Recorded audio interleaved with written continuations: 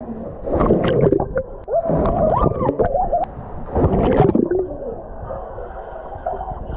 んにちは。素潜りマーメイドスイム研究所所長のマリダイバーです。人魚の学校シリーズの動画は愛知県名古屋市の人魚の学校の練習会風景をまとめたものです。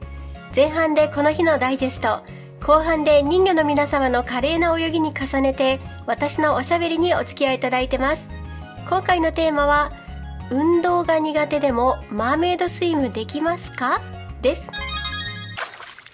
2022年1月23日日曜日、愛知県名古屋市名東区にありますダイビングショップ&スクール恵比寿にて人魚の学校の練習会が開催されました。恵比寿のプールは名古屋でも最大級の室内ダイビングプールで、浅いところは水深 1.2 メートル、深いところは水深5メートルあります。水温はちょっと低めの27度です。この日はマーメイドスイムが初挑戦という男性の人魚マーマンがいらっしゃいました。時々コメント欄のご質問にも男性でも参加していいですかとお問い合わせがあるのですが、全く問題ないです。大歓迎です。マーメイドスイムは世界的に見てもやはり女性の方が多いのですが、最近は男性のマーマンも増加傾向にあります。もともと水泳をされていた方やスキューバダイバーさんなどマーメイドスイムにも興味を持ってチャレンジするケースも多いです。人魚の学校も月に1人2人ぐらいですかね、男性の方が参加されています。マーマンならではのダイナミックな泳ぎも楽しめると思いますので、興味のある方は概要欄の人魚の学校にぜひご連絡ください。この日のマリダイバーは白ビキニの白魚マーメイドです。ニーソックスにマーメイドフィンのみというシンプルな衣装で泳ぎました。腰から下に履くマーメイドテールはちょっと大げさすぎるという時にビキニとフィンのみの装いでしたら気楽に海やプールで楽しめるかなと思います。ちなみにこのフィンカバーも手作りです。フィンはリンデンのモノフィンで以前こちらの動画でレビューしました。プラスチック製で軽いのですが力強い推進力がありますね。さて、ここからは人魚の皆様の華麗な泳ぎを拝見しつつ私のおしゃべりにお付き合いくださいね。今回のテーマは運動が苦手でもマーメイドスイムできますか？です。マーメイドスイムをやってみたいと思いつつも運動が苦手で自分でもできるかなとお悩みの方へのお話です。結論から言ってしまえば運動が得意でなくてもマーメイドスイムはできます。マーメイドスイムは競技ではないので自分なりの楽しみを見つければそれで大丈夫です。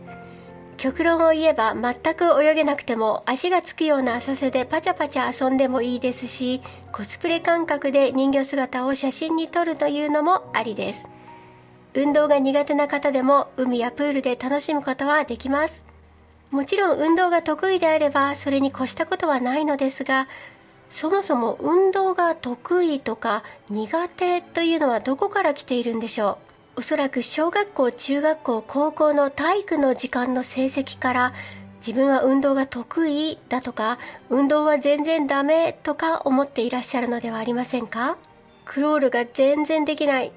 平泳ぎで息継ぎができない、学校の水泳大会がつらかったという水泳の時間の苦い思い出だけでなく、マラソン大会が地獄だったとか、球技大会で恥をかいたとか、体育の先生に怒られてばかりだったとか。はい辛い思い出はここまでにしましょう。実はね、私は小学校から高校までの体育の成績はだいたい1か2、良い時で3だったんですね5段階で5が最優秀、1が最低の1か2、よくて3という成績でした。バスケットボールやバレーではボールを落としてばかりだし、体育の先生にはいつもどやされるし、クラスメートに笑われるし、もうマラソン大会の前日にはなんとか風邪をひいて休めないかなと思ったりね。もうとにかく運動大嫌いでした。これを今周りの人に言うとすごく驚かれるんですよ。冒頭で飛び込みの映像がありましたが、その時も皆さんにとても褒められました。マリさんは運動神経いいなって。いや、体育の成績が最高3ですよ私は子供の頃からガリ勉ちゃんだったこともあって、自分は運動音痴で運動はできない、向いてないんだと思ってたんです。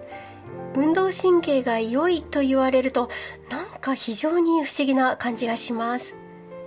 でもね、大学に入ってから変わったんです。体育会の競技ダンス部に入りまして、その後20代半ばでプロのラテンダンサーになりました。全国あちこちのショーに出たり、イベントで巡業したりしました。そして別の動画でも話しましたが、筋トレにもハマって20年以上あちこちのジムで肉体改造を熱心にするようになりました。フリーダイビングの教室にも3年ほど通って資格を取ったり、マーメイドスイムももう10年以上続けてます。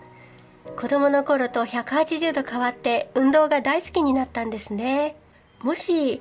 小学校、中学校、高校の同窓会に参加しても、あのどんくさいマリちゃんがまさかって驚かれると思います。これはなぜこんなことになったのかというと、体育の時間でやっていたスポーツは私の苦手な種目ばかりだったからです。だって競技ダンスもウェイトトレーニングもフリーダイビングもマーメイドスイムも小学校、中学校、高校で教えることってないですよね。私は団塊ジュニア世代なので、当時はものすごく子供の数が多かったんですね。1クラス50人いて1学年9クラスもありました。だから集団でやるスポーツ、バスケとかバレーとかサッカーとか球技ばかりやらされてたんですよ。あと集団で走るマラソンとかね。あまりに生徒の数が多すぎて、一人一人の個性や才能を大事にする体育教育なんてちょっとできなかったんじゃないでしょうか。体育の備品も予算不足で、ボール1個でなんとかなるようなスポーツばかりだったのかなと思います。でも大人になってたまたま私が得意なスポーツをやったら意外に面白かったんですね。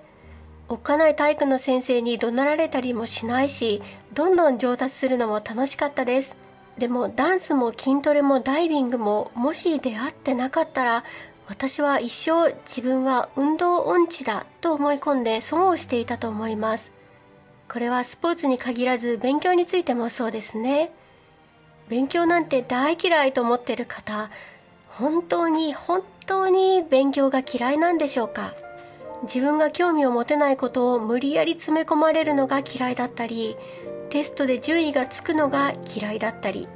みんなの前で恥をかかされるのが嫌いだったり、先生が意地悪で嫌いだったり、本当は学ぶこと自体は好きなのに、別のことが嫌いだから勉強が嫌いと思い込んでないでしょうか。先生が勝手につけた成績を一生引きずって学ぶことから遠ざかっていたら、人生損をしてしまいます。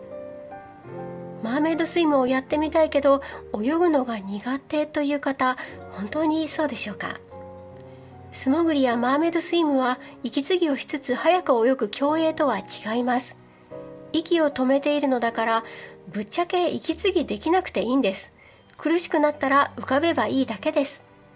そもそも学校のプールは1メートルちょっとの水深です。深く潜ったことがない人の方が多いはずです。やったことがないのに苦手だと思うのは思い込みかもしれませんよ。耳抜きや息止めの才能があるかどうかは実際に深く潜らないとわかりません。体育の成績なんて関係ありません。体育の先生だって生徒の才能を 100% 見抜くことなんてできませんよ。実際にやってみないことにはそれが本当に苦手かどうかはわかりません。もしちょっとでもマーメイドスイムやってみたいなと思ったら、子供の時の体育の成績など忘れましょう。チャレンジしてみたら意外にうまくできたり、案外面白かったりするかもしれません。また実際にやってみてやっぱり合わないなと思ってもいいんです。私も少なくともバスケやバレーは全く向いてないことが分かりました。不得手なことをやろうとして時間を無駄にしなくて済みました。はい、だから結果オーライです。ということで、もしマーメイドスイム楽しそうだな、面白そうだなと思われましたら、気軽にチャレンジしてみてくださいね。学校の体育の時間と違って競争もないですし、恥をかくこともないし、成績や順位で怒られたりしないので、どうぞ安心してください。また次の動画であなたとお会いできたら嬉しいです。